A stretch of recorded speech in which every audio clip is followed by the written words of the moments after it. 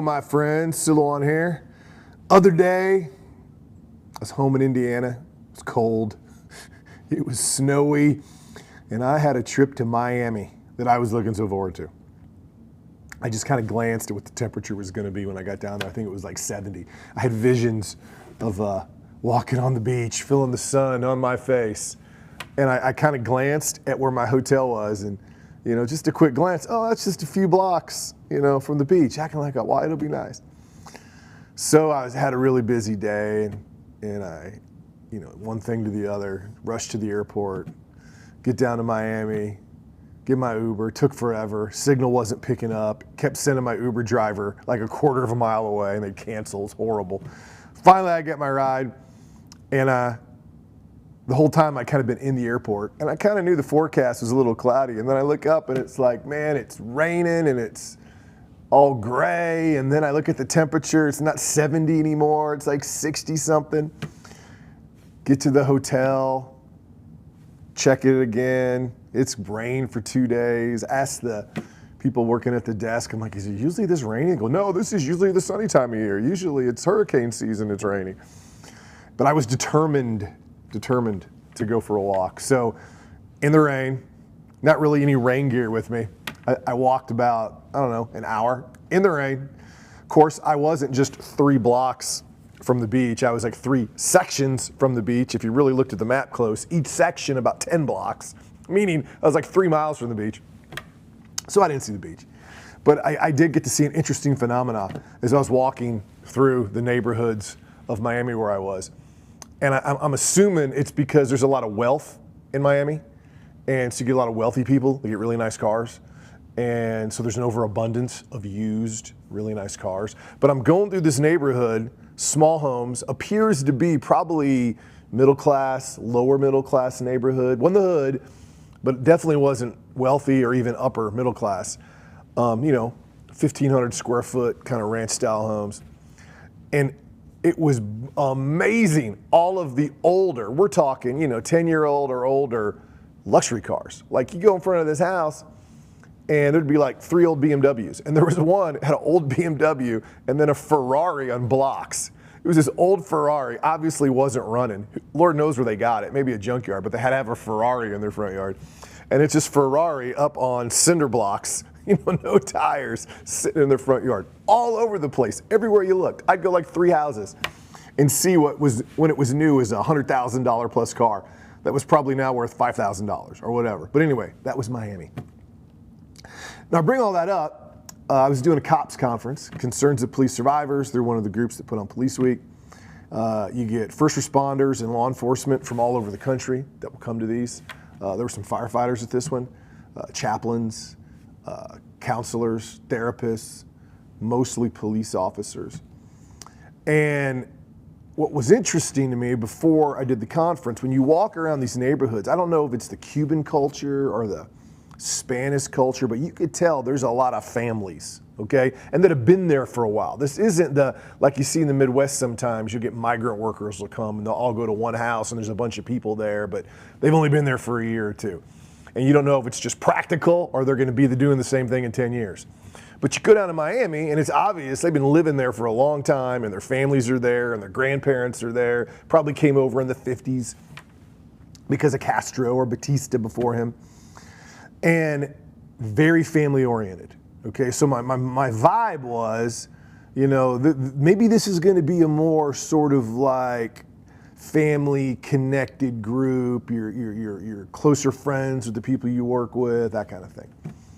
So I get to the part of my talk, I'm talking about the importance of connection, and I go, hey, how many of you,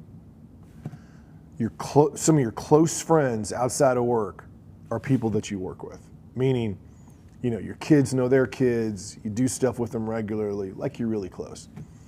And I said, raise your hand. And I look around the room, it's nobody. Not one person raises their hand, not one. I think what that means.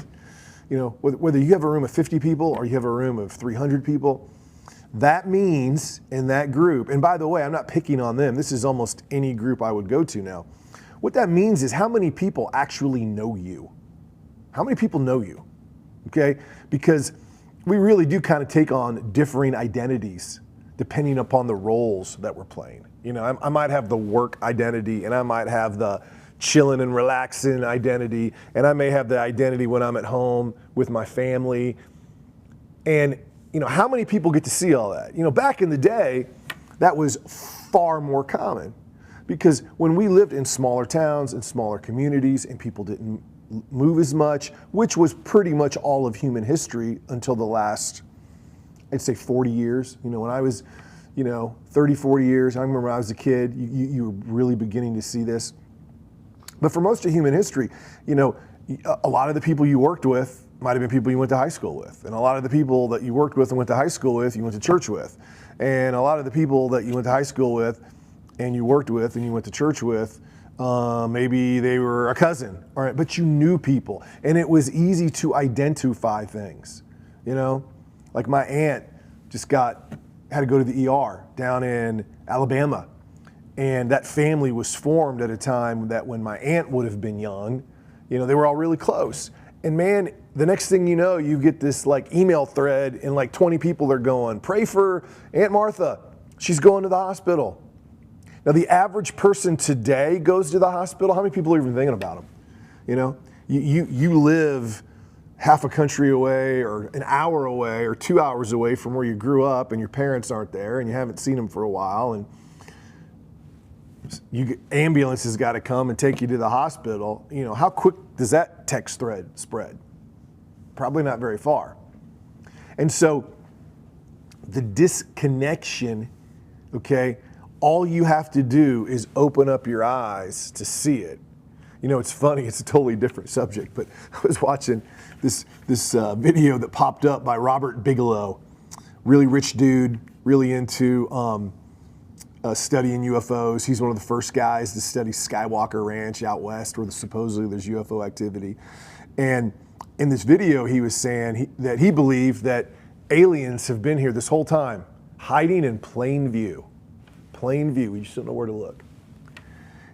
Now, I don't know if aliens are here hiding in plain view, but I do know one thing that is hiding in plain view: a disconnected, lonely world where people don't have a lot of support. Okay, you got a bunch of friends that you could call in 2 in the morning to come help you. You're going to be more successful. You got 3 homes of family members nearby that if you needed to crash for the night, you could go crash. You're going to be more successful. Now, that doesn't mean you can't be happy and you can't be successful without all that. That's not what that means. It doesn't mean that. I was listening to this podcast, different subject, and it was sort of an anti-Christianity podcast. And one of the things they said was, you don't need to be a Christian to be happy. And they said that as if it disproved Christianity. Okay, there are a lot of ways to be happy. Being happy this way doesn't disprove you can be happy another way or at peace or whatever it may be. You can be happy without all those things I described. But I think a healthier way to look at it, to understand it, is one, what is best? Is it best to eat right? Or is it best to eat, a bunch of fast food? You might not get cancer eating fast food. You might live just as long as someone who ate healthy, but what's best? Okay? What's best? To go into a war and you have all the most modern guns and planes and the most trained military, or go into a battle and you have none of that? Well, you might win that battle with none of that. Look at Afghanistan and Iraq. Plenty of battles that the people who did not have all the training, did not have all the weapons, won. Okay, they're there, we're home. But what's best? It's best to have the other. Not only that, over time, okay, when you look at a broad example, okay, you look at a societal example, and you get away from the exceptions, you get away from the individuals, you see trends. And the trend of not doing what's best, having a disconnected society, is you have more depression. You have more lonely people. You have cities that are dirty. I think that's what I see the most. One thing, I travel a lot. As you know, over the last 20 years, I travel all over the country. I've spoken at every single one of our states. The world today, without a doubt, is dirtier. Now, there are exceptions. There's some cities, maybe this city 15 years ago was nasty and now it's clean and vice versa. But in general, small towns, medium-sized towns, highways, roads, people's homes. In general, one of the things I notice on a very visceral level as I travel around, things are dirtier. People do not take as good a care of their homes. They just don't. You know why? Because you got no neighbors you know. You have no one saying, dude, cut your grass. Okay? You don't got friends coming over. And you want your house to look nice. Not only that, houses have become investments in places that we sleep. Look at the beauty of a house built 100 years ago and look at the just put a nail in my head of new homes that are like boxes, okay, that no one's going to care about them 50 years ago if they're even there. 100 years ago, they're going to look at them and they go, what idiot paid money for that? Okay? I mean, look at an old home. Look at the care that went into it. Look at the porch where they spent time sitting and drinking tea and looking at people go by. Okay, look at the kitchens where they made most of their meals. And you look in a kitchen from 100 years ago, it was functional. People lived there. Okay? They took pride in it. Look at what we got today. Okay? It's horrible. It's disgustingly horrible. And it's expensive. It's just ugly. America is pretty much ugly. My daughter just spent last semester in Spain doing a semester of law school, and she traveled around Europe. And one of the first times I spoke with her, I said, what's the biggest difference? And she goes, well, just how ugly America is. This is ugly. And she doesn't mean like, mountains, beaches. What she means is streets, buildings, people's homes, okay? Businesses were ugly. Wasn't always that way. It was not always that way. When I was in St. Louis visiting that same daughter, I went to this exhibit of the World Fair that was there over 100 years ago, and it had pictures of what downtown St. Louis looked like and what the neighborhoods looked like. And they were beautiful, gorgeous, European, okay? All got torn down. All got torn down, replaced with concrete. Stupid looking high rises, okay? And I really think all of this, you're maybe wondering, like, how did I go from a room full of men and women who were first responders and in law enforcement, and none of them raising their hands, having friends outside of that, to, St. Louis is ugly and used to be really pretty. Because to me, I really believe this, it all broke down for the same reason. When you're not connected, when you're not grounded, you don't really care about that stuff. You get really selfish. You care about yourself. Life becomes about me. You don't invest. Okay, you don't build a house because you're going to live there for 50 years and raise your kids there and have your friends over. You raise it because you're going to flip it in 5 years. You raise it because you're like, all right, I need a mortgage because they tell me I do, and how cheap can I get it, and how can I build a house cheap, or where can I live? You're making decisions for completely different reasons, and everybody does. And our society today doesn't make decisions based upon what's best for my friends, and what's best for my family, and what's best for my kids, and what's going to be around in 50 years, and what's going to inspire me when I wake up in the morning and walk into my kitchen, and what's going to inspire me when I come home from work and I see my yard and my porch and my stairs going up to the second floor that are spiral, and I love to feel the wood in my hand. No one thinks that way anymore. But you got to get it back, friends. And here's the beauty about connection. It is a choice.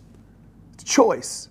It is a choice to whatever that means for you, because even 100 years ago it was different. People got big families, people got small families, people do move, people have to move, people pass away. Your family could be your friends, your family could be the community of people that you live around. One thing I do believe in is that a lot of times change happens when people are willing to, how should I put this? They're willing to set an example with their feet, meaning, if this community is not going to support the way I want to live, I'm going to go to a community that does. And if enough people go to the community that does, not only is that community going to thrive and it's going to build up, but the community they left is going to die, and maybe it should die. So maybe think about something. Are you in a situation, do you live in a place, do you have a job, where it encourages things that last? It encourages things of beauty. It encourages connection. And if you don't, life is short. Leave. Leave. Why waste your life there? Why live in a place you don't see pretty things? Why live in a place that you don't have close friends? Why live in a place that you don't see beauty? Why? You don't have to. Now, you might not be able to do it today, okay? And then while you're there, if you can't move, okay, talk to people. Maybe begin in little small ways. Maybe it's a street and everyone decides we're going to take care of our yard. Maybe it's a community where they're going to give awards, for the nicest garden, okay?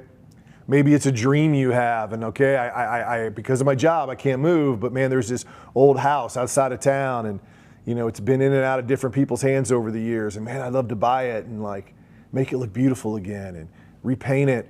And I heard it's got, a hardwood stairwell that goes up to a attic room, and man, make that your focus. Let's one person at a time, one street at a time, one community at a time. And then to get back to where I began, one team at a time, one department at a time. When you do a high-stress job, you're a police officer, you're a firefighter, you are a Wall Street banker, you're an ER nurse. When you have a team that collectively understands we got each other's back, that collectively understands we're all doing something important, let's take care of each other. What we do is more than just a normal job. Let's be more than just, it's a job about it. Let's be motivated about it. Let's come to work like, hey, we are special. We do things other people don't do. Because we're special, we're going to take care of each other, specially. I am going to be that person you need someone at 2 a.m. you can call. Be that chief, be that sheriff, be that supervisor. Someone's struggling, and they know that if they needed you at 2 a.m, you'd come. Get out from behind your desk. Show up on that patrol. Show up at that shift at 1 a.m, in the dark. No one expects you, checking in on somebody. So many ways. Build community, build connection, do things that last. You're raising money for a new police station or fire station. Make it pretty. Make it something people are proud of. It's going to cost a lot of money no matter what you do. You go, make it something a kid walks by and they go, I want to be that. I want to do that. I want to work in that place. Don't make it look like some box somebody threw up to save a little bit of dough. Because long term, we suffer. Long term, the streets are dirtier. The yards aren't as kept. The architecture sucks. People don't talk to each other. They don't hang out. Without connection, everything falls apart. So I'm Sil. It's great to be with you. Connecting. Check back. I'll see you next time I'm out. Peace.